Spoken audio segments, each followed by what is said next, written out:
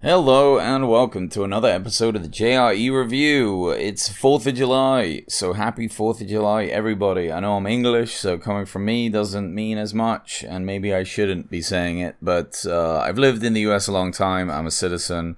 I love this holiday. I'm going to a barbecue shortly, and, the English can stay the fuck out of America. Except me, of course, because I'm alright. Today's episode is the Joey Diaz episode 1319. Joey Diaz, of course, one of Joe's best friends, a big opener for Joe, has been for many years, and according to Joe, is quite frankly the funniest comedian who ever lived, and I have to agree. Anytime I've seen that guy, he has a special energy, he's absolutely brilliant, and he brings it on this podcast, so let's check it out.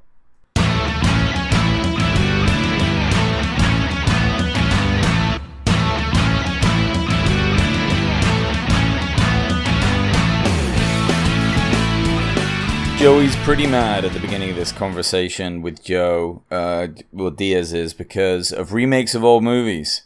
He jumps in and he gets pretty frustrated with some certain remakes of certain old movies and how they shouldn't be remade.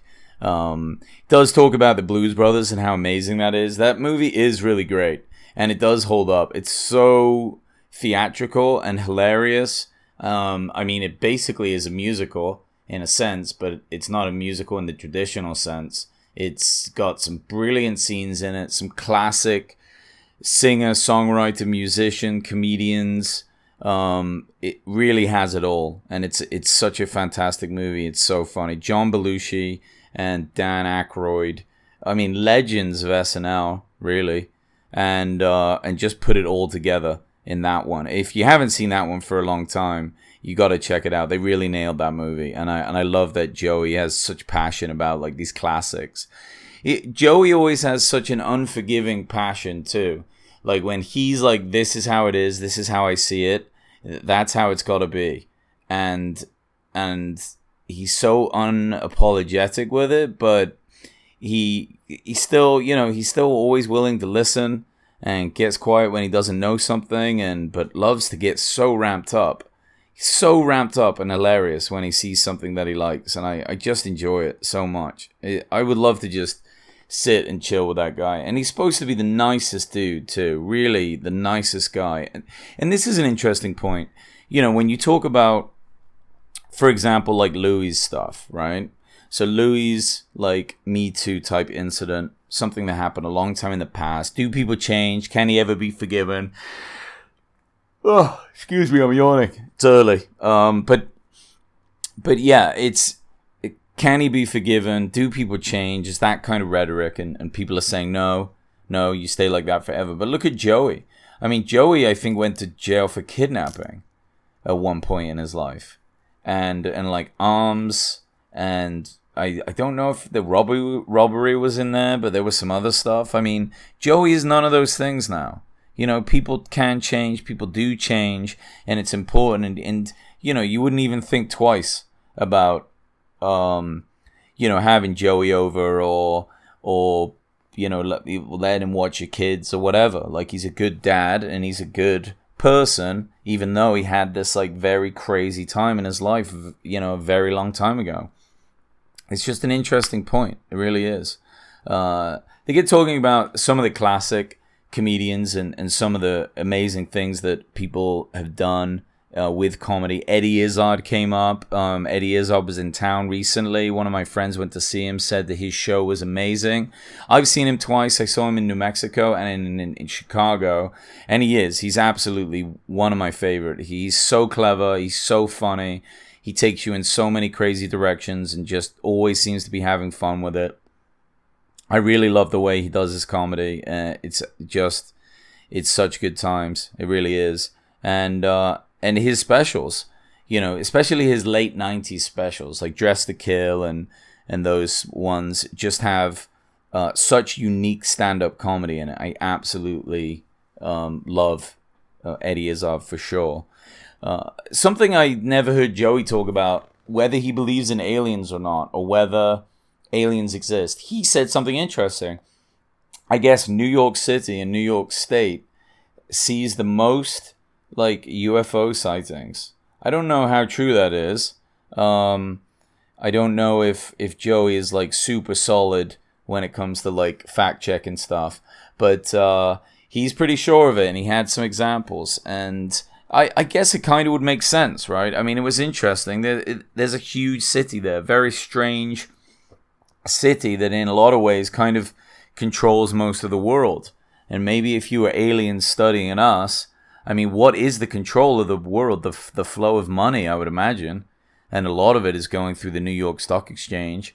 And it is, probably the most, what would you call it? Terraformed human place on the planet. I mean, it doesn't look like just regular land anymore. I mean, it's just massive high-rises.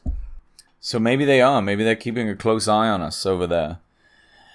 Saying that, though, with all the people that they have, and the cameras on the buildings, and all the airports and things, you'd think that we'd have some really good footage of aliens there now. Talking about weird things happening and unexplained shenanigans, I was woke up this morning by a 6.1, whatever they call it, megaton magnitude earthquake that happened just a few miles away from where I am. And my whole place was shaking. And it is really disturbing. It's really disturbing because at first you don't know what it is. You think someone's like running around in your apartment. And then next, you realize it's an earthquake and you're just waiting for it to start shaking so much that you like won't be able to get up and do anything. It's very strange. If you've never been through one, you're not missing out. They're not a lot of fun anyway. Joe talks about the alien sightings in an interesting way now. I think that he's done his show. He talks about them in the sense of there's a lot of crackpots out there, obviously, but when a highly trained individual like a pilot, somebody that really knows what they're doing, really knows what they're looking at, is saying that they're seeing something that basically can defy the laws of physics, that's something that he pays attention to. And it would make sense, right? You want eyewitnesses that are credible. And you would have to assume that if the government trusts them with multi-million-dollar equipment, then they have to be trustworthy. Who else could be more trustworthy? I mean, very difficult to know. So those sightings seem really legit. And then he gives the point, too, like, there's a lot of UFO sightings. But if something is flying the normal way that we would expect it to, right, but just looks weird, well, then that could just be something that somebody built. But if it's flying in a way that defies physics, I mean, beyond, then not only is that incredible, but somebody had to have made it. And if it wasn't a government, it was like some guy or girl in their garage or team had to build this thing, keep it a secret, use technology that's far beyond anything that we have. Because when they look at this stuff, it's not like it's just going 20% faster than our fastest plane. I mean, it's straight up defying the laws of physics, the way that some of these objects move, allegedly.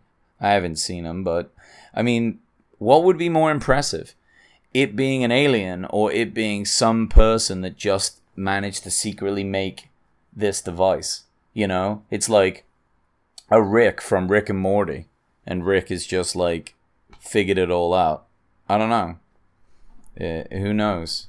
And memory is weird. That's the next thing that they talk about. Memory is fluid. It's like, where is your memory? Joey even gives the example of one time he was doing so much coke that he hallucinated that there were police dogs outside of his house.